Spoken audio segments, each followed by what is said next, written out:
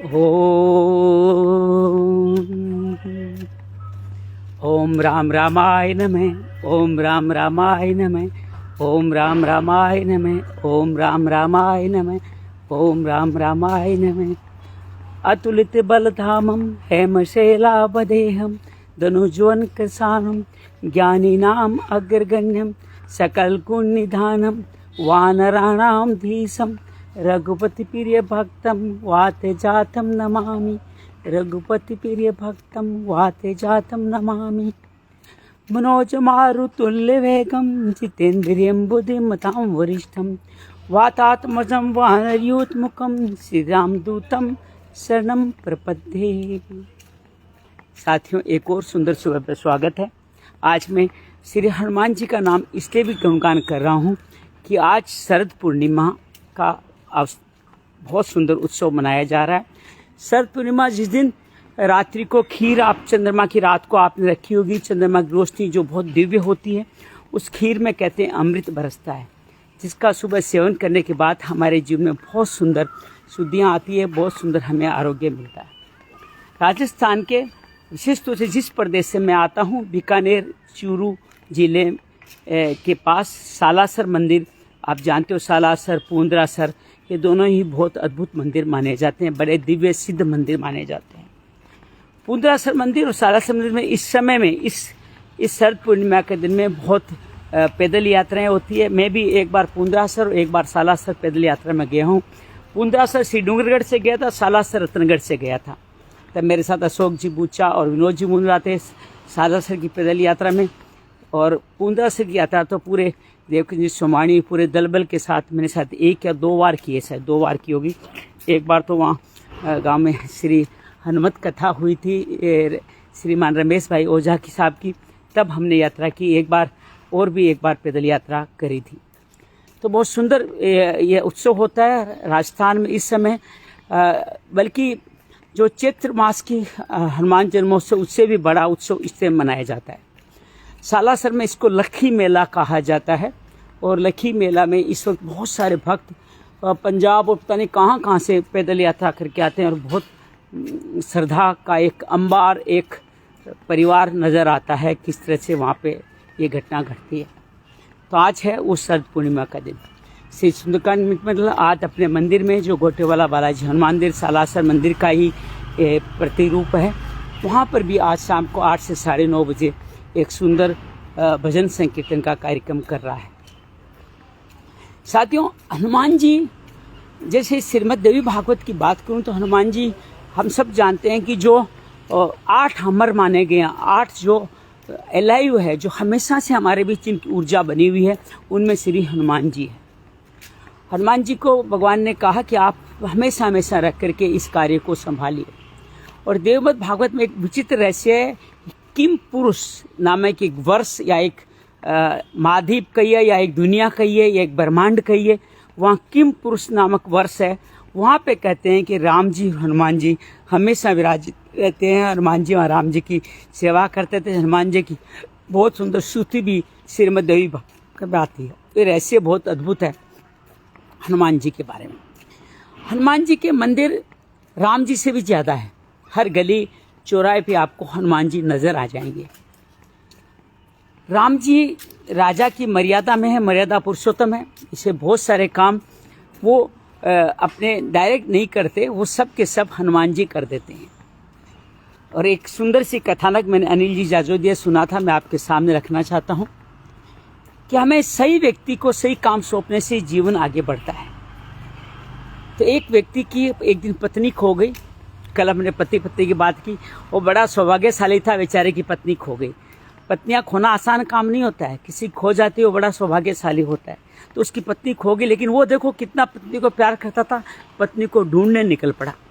चारों तरफ ढूंढा, गली गंवार, गांव के बाहर, आसपास के शहरों में पुलिस रिपोर्ट कीजिए, लेकिन पत्नी कहीं मिली नहीं। लेकिन पत्नी को बेहद प्रेम करता था मेरी तरह। तो वो जाकर के राम जी के मंदिर में जाता है, और राम जी के मंदिर में जाकर राम जी से प्रार्थना करता है कि मेरी पत्नी खो गई है, आप मुझे मेरी पत्नी ढूंढ के दीजिए।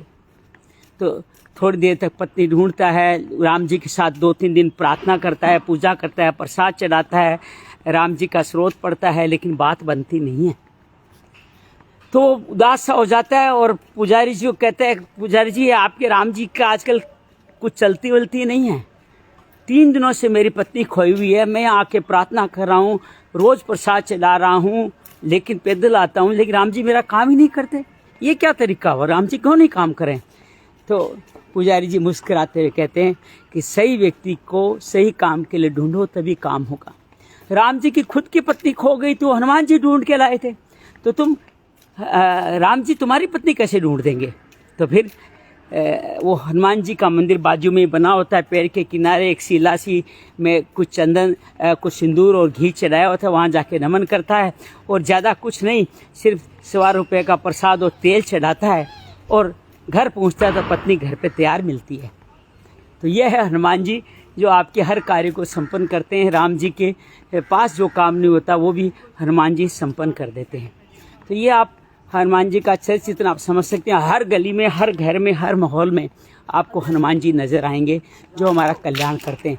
और बात यहाँ तक नहीं है, हनुमान जी द्वापर युग में भी भीम और दोनों ही वायुपुत्र थे, भीम और अर्जुन, हनुमान जी का एक संघर्ष संवाद दिखाया गया है।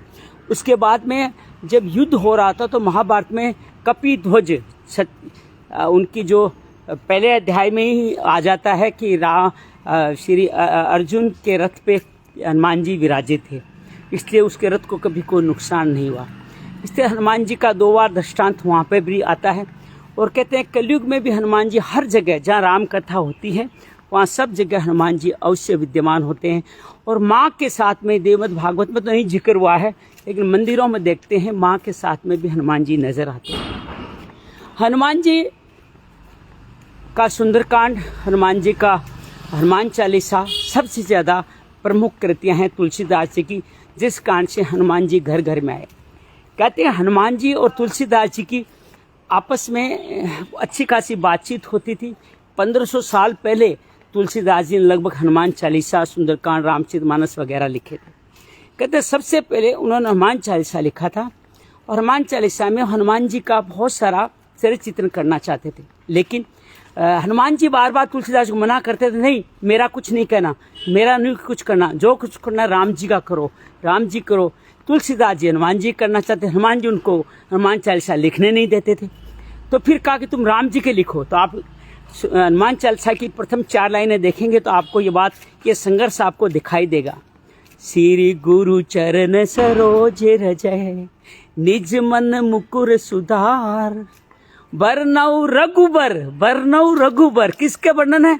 बात हनुमान चालीसा की होती है, लेकिन हनुमान जी ने जोर जबरदस्ती करके वहां लिखवा दिया बरनऊ रघुबर विमल जसु। सारे हनुमान चालीसा में हनुमान जी के जस गान का वर्णन है, लेकिन यहाँ स्टार्ट में क्या लिखा? बरनऊ रघुबर विमल जसु, जो फलदायक 4 बुद्धिहीन तनु जान के। अब फिर तुलसीदास जी मान्य नहीं तो उन्होंने लिखा सुमिरो पवन कुमार, बल बुद्धि विद्या देऊ मोहि हरऊ कलेश विकार। लेकिन हनुमान जी फिर एंटर करते हैं, नहीं अब यहाँ पे बोलो जय राम जय राम जय जय राम, जय सिया राम जय जय सिया राम। तो इस तरह से पहली 4 लाइनों में ही हनुमान जी और तुलसीदास जी का संघर्ष आपको दिखाई देगा। और ये 4 लाइना बड़ी अद्भुत है। श्री गुरु चरण सरोज रज, इसमें पूरे जीवन का सार छिपा हुआ है। गुरु के चरणों की सरोज रज, उसके कमल रूपी चरणों की रज अर्थात उसकी रेत। अब ये तो हुआ स्थूल रूप, सूक्ष्म रूप यह है कि गुरु के ज्ञान को धारण कीजिए और गुरु के ज्ञान से श्री गुरु चरण सरोज निज मन मुकर सुधार, अपने मन को संभाल लीजिए, नियंत्रित कर लीजिए। मन जो बार बार भटक रहा है उसको भगवान के चरणों में स्थापित करने के लिए क्या जरूरत है? गुरु की जरूरत है। गुरु के साथ गुरु के ज्ञान की और ज्ञान का अभ्यास, ये तीनों चीजें जरूरत होती है, तभी हम जीवन को सुधार सकते हैं। जी मन मुकर सुधार। उसके बाद में श्री गुरु चरण सरोज रजय निज मन मुकर सुधार, बरनऊ रघुबर विमल जसु। और फिर क्या करना है? ऐसा मन को शांत करके श्री राम जी के जो यश गान है अर्थात रामचरितमानस, सुंदरकांड और पूरे राम जी के यश गान को अपने स्मरण कीजिए, उनको याद कीजिए, उनको श्रद्धा से स्मरण कीजिए। रघुबर विमल जसु, जो दायक फल 4। अब यहाँ फिर भेद की बात आती है। जो दायक फल 4 फल देने वाला है। ये कौन से 4 फल यहाँ नहीं बताया, लेकिन ये 4 पुरुषार्थ की बात हो रही है। धर्म, अर्थ, काम, मोक्ष, ये चारों के चारों पुरुषार्थ राम जी के जस सुनने से, गुरु की कृपा से, उसके ज्ञान को मन में धारण करके पवित्र मन को संतुलित करने से ये चारों चीज़ें मिलने वाली है। अर्थात धर्म, अर्थ, काम, मोक्ष चारों मिलने वाली है। उसके आगे बात चलती है, निज मन मुकर सुधार बरनव रघुबर विमल जसु जो दायक फल 4। अब क्या करना है, ये फल कैसे मिलेंगे? अहंकार को छोड़ना होगा। बुद्धिहीन तनु जान के, अपनी बुद्धि नहीं लगानी है, अपनी बुद्धि को भगवान में समर्पित कर देना है। बुद्धिहीन तनु जान के, अपने आप को मान लीजिए मेरे में बुद्धि नहीं है। समर्पण भाव वही होता है जब आप बुद्धि को भगवान के हवाले कर देते हैं, उसके अंदर अपने वस्तु लगा देते हैं। बुद्धिहीन तनु जान के सुमिरो पवन कुमार। अब हनुमान जी, राम जी का काम कौन करेगा? हनुमान जी तो, राम जी तो कुछ करते नहीं, राजा जो ठहरे सारे काम हनुमान जी करते हैं। तो क्या करना है? सुमिरो पवन कुमार। फिर आप पवन कुमार का नाम लीजिए और वो हर आसपास आपके आजू बाजू बैठे, जो ही राम जी का नाम लेते हैं वो आपके आसपास आ जाते हैं। तो ये बड़ा अद्भुत है। सुमिरो पवन कुमार, बुद्धिहीन तनु जान के सुमिरो पवन कुमार, श्री गुरु चरण सरोज रजय, निज मन मुकर सुधार बरनव रघुबर विमल जो दायक फल 4। बुद्धिहीन तनु जान के सुमिरो पवन कुमार। अब क्या देते हैं पवन कुमार? सुमिर बल बुद्धि विद्या देऊं। बल देना है, बुद्धि देना है, विद्या देना है। बुद्धि और विद्या में फर्क है। बुद्धि और विद्या, बुद्धि तो आमतौर पर हर कार्य में आपको प्रयोग होगी, बुद्धि सद्बुद्धि हो कोई जरूरी नहीं। लेकिन जब विद्या कोई समझ जाते हैं, सीख जाते हैं, भगवान को पाने की विद्या, मोक्ष पाने की विद्या, कुछ भी आप समझ जाते हैं तो जीवन का कल्याण हो जाता है। तो बल बुद्धि विद्या देऊं, 3 तो ये देंगे, चौथा क्या देंगे? हरऊं कलेश विकार। आपके जीवन के सारे क्लेश वो हर लेने वाले हैं। यहाँ तो कलेश का जिक्र नहीं है, लेकिन पतंजलि 5 तरह के कलेश की बात करते हैं। अविद्या, अस्मिता, राग, द्वेष, अभिनिवेश। इनके चलते ही हमारे को बार बार जन्म लेना पड़ता है। इनके चलते ही हम भगवान के चरणों में योग में स्थापित नहीं होते हैं। तो भगवत प्राप्ति करनी है तो इन 5 कलेश का निदान कौन करेंगे? हनुमान जी करेंगे। बल बुद्धि विद्या देते हुए करेंगे। किसकी कृपा से? राम जी की कृपा से करेंगे। और जब अब आप आपको अहंकार से मुक्त करेंगे, बुद्धिहीन मान लेंगे, तभी ये कार्य होने वाला है। कि बुद्धि तो देंगे। यहाँ बुद्धिहीन का एक और तात्पर्य है कि आप खाली हो जाएं तभी आप भरेंगे। अगर आप पहले से अपनी बुद्धि लगा बैठे हैं तो फिर और नया बुद्धि आपके अंदर आएगी कैसे? नई विद्या बल आएगा कैसे? तो आपको सबसे पहले अपने आप को खाली करना होगा। गिलास खाली है तभी उसमें कुछ बरसेगा। गिलास उल्टी है या भरी हुई है उसमें कुछ नहीं बरसने वाला। तो गिलास को सीधा किया जा रहा है, बर्तन को आपको खाली किया जा रहा है। बल बुद्धि विद्या देऊं मोहि हरऊं कलेश विकार। तो बहुत अद्भुत है। तो एक बार फिर दोहराते हैं। श्री गुरु चरण सरोज रजय, निज मन मुकर सुधार बरनऊ रघुबर विमल जसु जो दायक फल 4। बुद्धिहीन तनु जान के सुमिरो पवन कुमार, बल बुद्धि विद्या देवो मोई हरहु कलेश विकार। अब यह कलेश के साथ विकार भी 6 तरह के विकार बताएंगे। लोभ, मोह, मत्सर, काम, अहंकार, ईर्ष्या। ये 6 तरह के जो मत्सर विकार है, इन सब को भी हमारे हनुमान जी हरण करने वाले हैं। सियावर राम जय जय राम, मेरे प्रभु राम जय जय राम। फिर हनुमान जी ने कहा, फिर तूने मेरा नाम ले लिया, फिर हनुमान राम जी के पास पहुंचो। तो तुलसीदास जी और राम जी दोनों बचपन हनुमान जी के बीच का बहुत सुंदर ये आनंददायक संवाद है जो हनुमान चालीसा, मतलब हनुमान चालीसा बहुत दिव्य है साहब। इसमें पहले 4-5 श्लोक के अंदर हनुमान जी के रूप का वर्णन है, किस तरह हनुमान जी सौंदर्य रखते थे। अतुल रामदूत अतुलित बलधामा, अंजनी पुत्र पवन सुतनामा। माता पिता का वर्णन है। कंचन वर्ण विराज सुवेशा, कानन कुंडल कुंचित केसा, हाथ भरजो धिरा बराजे, कांधे मूंज जनेऊ साजे। तो ये सब उनका रूप का सौंदर्य। हनुमान जी बहुत सजे धजे रहते थे। ऐसे नहीं कि हनुमान जी सन्यासी थे रहते थे, बहुत सज धज के रहते थे, उसका वर्णन किया गया है। उसके बाद किस तरह हनुमान जी ने कार्य किए, उनके पराक्रम का वर्णन है। सूक्ष्म रूप धरी सियहि दिखावा, विकट रूप धरी लंक जरावा, भीम रूप धरी असर संहारे, रामचंद्र जी के काज संवारे। ये सब रूप क्यों धरे? राम जी के काम संवारने को। संजीवन लाके लक्ष्मण को बचाना।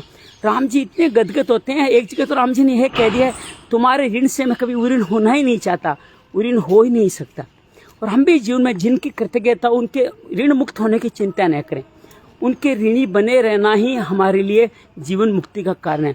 जब भी हम ऋण मुक्त होते हैं तो कहीं के अहंकार में आते हैं, तूने मेरे लिए किया, ले बदले में तूने तेरे को मैंने दिया। मेरे भाई जी, बड़े भाई जी देख रहे हैं, उनका जीवन में मुझे बहुत सारा सानिध्य सहयोग मिला। जीवन में मेरे बिजनेस करने के सूत्र जो आपसे सीखे वो अद्भुत थे कि व्यवसाय में प्रॉफिट आप परचेजिंग से निकालो, सेल से नहीं प्रॉफिट निकालो। अपनी परचेजिंग ऐसी करो कि अपने आप माल बिकेगा और प्रॉफिट उससे निकलेगा, तभी तुम्हारा माल अच्छा बिकेगा।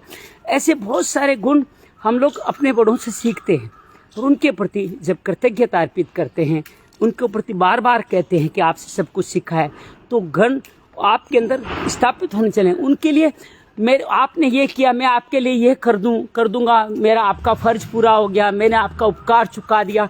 ये सब ठीक है, उपकार चुकाना चाहिए, लेकिन इस भाव से कि ऋण मुक्त हो जाऊं, ये नहीं करना चाहिए। मैं तो कहता हूँ ऋण होना किस लिए है?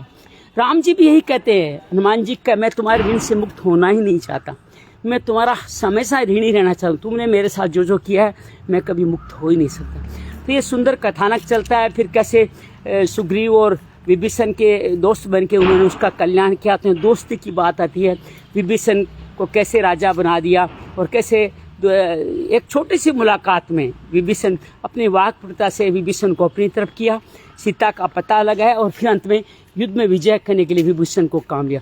और जो रामायण में, रामचरितमानस में जो परशुराम जी के अलावा जो दो लोग जिनको मृत्युंजय अर्थात अमर बताया गया, उस हनुमान जी के साथ विभीषण भी है। विभीषण भी कहते हैं आज भी जीवित हैं और अमर हैं, उनके बारे में बात की जाती है। फिर हनुमान जी के अलग अलग चरित्रों का चित्रण होता है। अलग उन्होंने शिव जी को, सूर्य को मुंह में डाल लिया, सूर्य से दूरी बताते हैं, दिक्पाल जहाँ थे। ये दिक्पाल शब्द बहुत अद्भुत है साहब। 10 दिशाओं के मालिक को दिक्पाल कहा जाता है। हर दिशा का एक मालिक है। कौन सी 10 दिशाएं साहब? 4 तो हम जानते हैं सब लोग, पूर्व, पश्चिम, उत्तर, दक्षिण। 4 कौन हो गए? ईशान कौन हो गया, वायु कौन हो गया, नेतृत्व कौन हो गया, आग्नेय कौन हो गया। 4 कौन हो गए? 8, एक धरती और एक आकाश। दिक्पाल जहाँ थे, इन 10 के जो मालिक हैं उनको दिक्पाल कहा जाता है। किसी के वायु है, किसी के वरुण है, किसी के यम है, किसी के कुबेर है, किसी के इंद्र है। ईशान के भगवान शंकर शिव कहे जाते हैं। इस तरह एक के ब्रह्मा है, एक के विष्णु है। इस तरह से 10 दिशाओं को दिक्पाल भी हनुमान जी का गुणगान करते हैं। तो ये भक्त का गुणगान की पूरी गाथा और कैसे हमें देता है, कैसे हमारे को जीवन में आगे बढ़ाने का कार्य करते हैं। हनुमान जी हमारी तकलीफों से, परेशानियों से मुक्ति दिलाते हैं। बहुत सहज भाव में ये काल गए नासे रोग हरे सब पीरा, जपत निरंतर हनुमत बलबीरा। और अंत में भक्ति तक की बात पहुंचाते हैं और बहुत सुंदर तरीके से इस कार्य को आगे बढ़ाया जाता है। और अंत में जाकर के हनुमान जी को गुरु मनाने की बात की जाती है। जीवन में गुरु का होना आवश्यक है। आपके जीवन में गुरु नहीं है तो जय जय जय हनुमान गोसाई, कृपा करो गुरुदेव की नाई। पहले 4 श्लोक और 1 श्लोक इतना पढ़ ले आप, गुरु हनुमान जी गुरु के रूप में ही स्थापित हो जाएंगे। जीवन में सपने आते हो, परेशानी आती हो, नासे रोग हरे सब पीरा, जपत निरंतर हनुमत बलबीरा, संकट से हनुमान छुड़ाए, नित्य क्रम वचन ध्यान जो लावे। तो ये बहुत सुंदर लाइनें नहीं है, मंत्र है। एक ऐसे अबोध बालक के मुख से निकले हुए जिनके मन से सच्चाई थी। तो ये बहुत सुंदर मंत्र के रूप में आप इनको देख सकते हो, जीवन का हिस्सा बना सकते हो। और बच्चों को जिनको रात को नींद नहीं आती है, रात को प्रॉब्लम आती है, सपने आते हैं, उनको भी हनुमान चालीसा सुनाइए और सुना करके उनको ये लाइनें सुनेंगे तो उनका कल्याण हो जाएगा। लेकिन सबसे अद्भुत बात हनुमान जी ने, सबसे अंत में तुलसीदास जी ने यहाँ लिखी। और फिर हनुमान जी का कहना मानते हुए राम जी को लेके आए और तुलसीदास सदा हरिचेरा, कीजे नाथ हृदय माँ डेरा। त्या नाथ के रूप में फिर राम जी को स्थापित किया है कि मेरे हृदय में स्थापित हो जाइए। तो ये बहुत सुंदर तरीके से हृदय में डेरा। और फिर आप एक पहली चौपाई 4 अक्षर की, वैसे ही अंत की चौपाई भी बहुत सुंदर अद्भुत है, 4 लाइनों की। पवन तनय संकट हरण, फिर हनुमान जी का जिक्र किया, पवन तनय संकट हरण मंगल मूर्ति रूप। हनुमान जी फिर डांट रहे हैं, देखो फिर तुम कर रहे हो, गड़बड़ कर रहे हो। तो कहते अच्छा रुकता हूँ। पवन तनय संकट हरण मंगल मूर्ति रूप, राम लखन सीता सहित हृदय बसो सुरभू। तो यार राम लखन को साथ बैठा, हनुमान जी खुश हो गए। हाँ अब ठीक है, ये बात ठीक है। हृदय बसो सुरभू, सियावर राम जय जय राम, मेरे प्रभु राम जय जय राम। तो हनुमान चालीसा बड़ा अद्भुत है सब। और इसमें एक बात, जहाँ पे शंकर सुवन केसरी नंदन, उसके बारे में भी अब नई बात आई है। शंकर स्वम केसरी नंदन कहते हैं राम काल में सभी देवता अंशावतार लेके आए थे, तो शंकर जी हनुमान जी का अवतार लेके आए थे। शंकर स्वम केसरी नंदन, ये बात भी आप ध्यान रखिएगा। बहुत सुंदर तरीके से ये हनुमान चालीसा का, आज मुझे पता नहीं था मैं किस विषय पे बात करूंगा, लेकिन अचानक मन में भाव आया कि हनुमान जी के विषय में बात करूं। Instant with in a minute ये बातचीत मैंने आपके साथ रखने का प्रयास किया। उम्मीद है आपको बात को अच्छी लगी। एक और बात, 6-7 मिनट का हनुमान चालीसा होता है। अगर आप इसमें 7 बार पाठ कर कोई छूटे बंदी महासुख होई, और साथ में आगे लिखा है तुलसीदास सदा गौरीसा सिद्धि साखी, जो 7 बार पाठ कर कोई छूटे बंदी महासुख होई सिद्धि साखी गौरीसा। ये किसकी साखी है? सब कुछ सिद्धियां मिलने वाले अष्ट सिद्धि नवनिधि के दाता हनुमान जी है। ये अष्ट सिद्धि नवनिधि क्या थी? जो हनुमान जी को असवर दिन जानकी माता, जो वर जानकी माँ ने उनको अशोक वाटिका में दिया। 8 की सिद्धियां, अनिमा, लघिमा, महिमा, गरिमा, प्राप्ति, प्राकम्य, अंशत्व, ईशित्व। तो ये 8 सिद्धियां, नवनिधि, पद्म, शंख निधियाँ, बहुत सारी निधियाँ हैं, वो सब हनुमान जी के पास थी। तो हनुमान जी पे ये अगर आप उसका स्मरण करते हैं, उनका पाठ करते हैं, तो अष्ट सिद्धि नवनिधि स्वाभाविक रूप से सहज आप में ट्रांसफर हो जाती है। तो ये बातें जो थी हनुमान चालीसा के बारे में, वो सार कुछ बातें मैं आपके साथ शेयर करना चाहता था, वो मैंने आपके साथ शेयर करी। तो बहुत अद्भुत तरीके से ये जीवन का कार्य करती है। अब मैं 6 से 7 मिनट का हनुमान चालीसा 7 बार पाठ करूँ, इसके 2 मतलब है। कई लोग तो आज के कलयुग में 7 बार पाठ करने को कह रहे हैं, लेकिन कई ग्रंथ कहते हैं 7 बार 100 बार। जो 7 बार पाठ करे कोई छूटे बंदी महासुख होई, अर्थात वो जन्म मरण के बंधन से छूट जाता है। तो 7 बार तो नहीं हो सकता, 100 बार के पाठ की बात की गई। लेकिन 100 बार का पाठ भी कौन सा मुश्किल का बात है? सिर्फ 600-700 मिनट ही तो लगने हैं इसके अंदर। एक पाठ में 6 से 7 बार लगता है। तो ये आप करने की कोशिश करें। सुंदरकांड में तुम ने हर मंगलवार को घोटे वाला नाम 7 से 8 ये हनुमान चालीसा पाठ करने का निश्चय लिया है। और यहाँ पे करीब 100-150 लोग होते हैं, और आप करो या सुनो तो रोज हमारे 100 से ज़्यादा पाठ तो हो ही जाते हैं।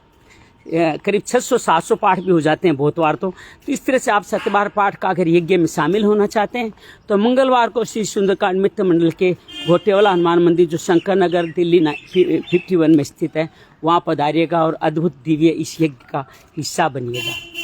आप घर में भी हनुमान चालीसा पाठ अपने बच्चों के साथ, सबके साथ रोज करें, बहुत अद्भुत काम हो जाएगा।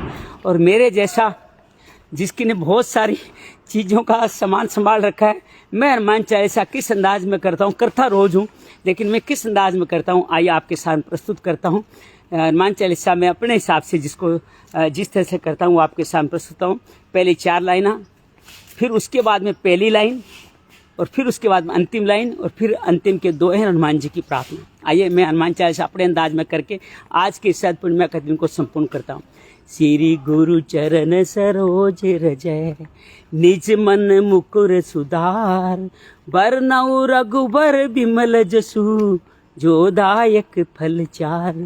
बुद्धिहीन तनु जान के, सुमिरो पवन कुमार, बल बुद्धि विद्या देवो मोई, हरहु कलेश विकार, हरहु कलेश विकार। सियावर राम जय जय राम, मेरे प्रभु राम जय जय राम। जय हनुमान ज्ञान गुण सागर, जय कपीस तिहु लोक उजागर। बस तुलसीदास सदा हरि चेरा, कीजे नाथ हृदय महाडेरा, हृदय महाडेरा। फिर पवन तनय, श्वास के साथ, पवन तनय संकटहरण मंगल मूर्ति रूप। यहाँ हार्ट, राम लखन सीता सहित हृदय बसो सुरभूप। फिर हनुमान जी का गुणगान। अतुलित बलधामम हेम शैलाबदेहम, धनुज्वन कृशानम, ज्ञानी नाम अग्रगण्यम, सकल गुण निधानम, वानराणाम धीशम, रघुपति प्रिय भक्तम, रघुपति प्रिय भक्तम, वात जातम नमामि, वात जातम नमामि।